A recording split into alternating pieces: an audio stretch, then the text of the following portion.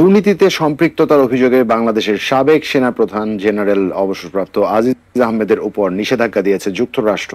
আসসালামু আলাইকুম ভাই ব্রাদার, কি খবর সবার? দর্শক, বর্তমান সরকারের যারা বিরোধী বিএনপি জামায়াত সহ সকলের জন্য একটি সুখবর আছে।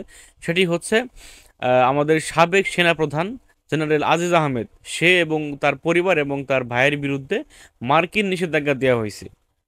মানে ভিসা স্যাংশন, তারা কখনোই আমেরিকা দেখতে পারবে না। তাই তো কত কথা আমরা বলবো না ভাই, আমরা কিছু ভিডিও দেখবো আসলে কি সত্যি কি তাদের স্যাংশন দেওয়া হয়েছে নাকি ভাই। মানে এরকম তো অনেক গুজব নিউজ শোনা যায়, তাই না? তো আমরা অত কথা বলবো, চলুন আমরা ভিডিও দেখে এসে পরে কথা বলবো। দুর্নীতিতে সম্পৃক্ততার অভিযোগে বাংলাদেশের সাবেক সেনাপ্রধান জেনারেল অবসরপ্রাপ্ত আজিজ আহমেদের উপর নিষেধাজ্ঞা দিয়েছে যুক্তরাষ্ট্র। স্থানীয় সময় সোমবার যুক্তরাষ্ট্রের পররাষ্ট্র দপ্তরের ওয়েবসাইটে এ বিষয়ে বিবৃতি প্রকাশিত হয়। তাতে আজিজ আহমেদ এবং তার পরিবারের সদস্যদের যুক্তরাষ্ট্রে প্রবেশের উপর কড়াকড়ি আরোপ করা হয়েছে। মার্কিন পররাষ্ট্র দপ্তরের মুখপাত্র ম্যাথিউ মিলার এই বিবৃতিতে বলেন, উল্লেখযোগ্য দুর্নীতিতে সাবেক সেনাপ্রধান আজিজ আহমেদের সম্পৃক্ততার প্রমাণ মিলেছে।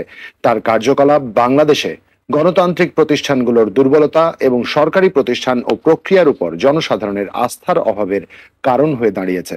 সে কারণেই foreign operation and related programs appropriations অ্যাক্টের 7031C ধারা অনুযায়ী তার উপর নিষেধাজ্ঞা আরোপ করল মার্কিন পররাষ্ট্র দপ্তর।